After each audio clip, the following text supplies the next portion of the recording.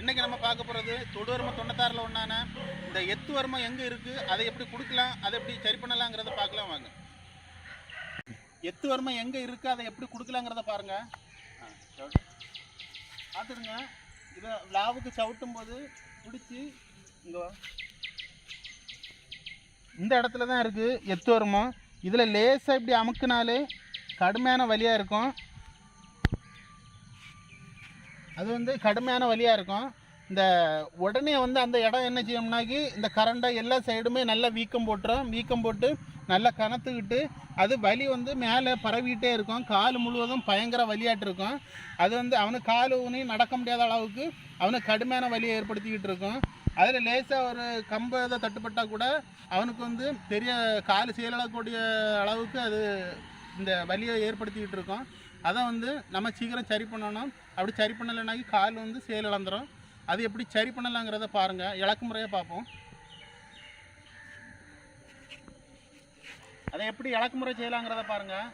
அதாவது 21 நாளைக்குள்ளாடி அதை வந்து நம்ம இலக்கு முறை செய்திடணும். இல்லைன்னா கொஞ்சம் கொஞ்சமாக இந்த கால் வந்து செயலிழக்க ஆரம்பிச்சிடும். கொஞ்சம் கொஞ்சமாக இந்த வலியை ஏற்படுத்திக்கிட்டு இருக்கோம். அது பிறகு வலி ரொம்ப இல்லாத அளவுக்கு இந்த கால் வந்து செயலிழந்து போய் சூம்பி அப்படி ஆயிரும். அதை 21 நாளைக்குள்ளாடி நம்ம வந்து சரி பண்ணணும். இந்த நம்ம ஆள்காட்டி விரலை கீழே வச்சுக்கிடுங்க. மேலே பெருவிரலை வச்சுக்கிட்டு இந்த மாதிரி இழுங்க. இப்படி இழுத்து சொடக்கூடணும். இப்படி சொடக்கு விட்டுக்கிட்டு அது பிறகு நம்ம இப்போ அடிப்பட்ட இடத்துல இப்படி மசாஜ் பண்ணுற மாதிரி இப்படி லேசாக இழுத்து விடணும்.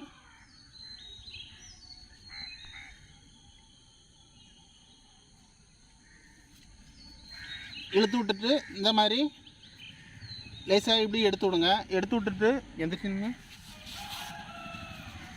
திரும்பிங்க. அது பிறகு நம்ம கால் பெருவரலையும் இந்த அடுத்த விரலுக்கும் இடையில இப்படி வச்சுட்டு இப்படி தடை விடுங்க.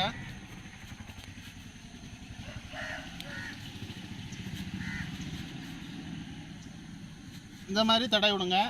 அது சரியாயிரும். காலில் வந்து நல்லா வீக்கம் போட்டுரும். அந்த வீக்கத்தை குறைக்கிறதுக்கு வந்து நல்லெண்ணெய் வந்து நீங்கள் சூடு பண்ணி ஒரு இருப்பு சட்டியில் தோசைகளில் வந்து நீங்கள் நல்லெண்ணெய் சூடு பண்ணி ஒரு பரல் உப்பை வந்து ஒரு துணியில் எடுத்துடுங்க, கெட்டி அதில் வந்து முக்கி ஒத்தனம் கொடுங்க. வெதுவெதுப்பான சூட்டில் நீங்கள் ஒத்தனம் கொடுத்தீங்கன்னா அது உடனே அந்த வீக்கம் வந்து குறைஞ்சிரும். நீங்கள் இதை வந்து இந்த சும்மா லேசாக அமுக்கி பார்க்கணும், தட்டி பார்க்கணும்னு நினச்சி பண்ணாதுங்க. அது வந்து காலுக்கு வந்து ரொம்ப ஆபத்தான ஒரு வர்மம். நீங்கள் இதை வந்து சும்மா விளையாட்டுக்குனாலும் செய்து பார்க்காங்க. இன்னைக்கு நம்ம இந்த காலில் இருக்கக்கூடிய எத்து வர்மத்தை பற்றி பார்த்தோம். மேலும் வர்மக்கலை சார்ந்த வீடியோ பார்க்கணும்னா நம்ம கலர் சிவா யூடியூப் சேனலை தொடர்ந்து பாருங்கள், ஆதரவு தாருங்க. நன்றி, வணக்கம்.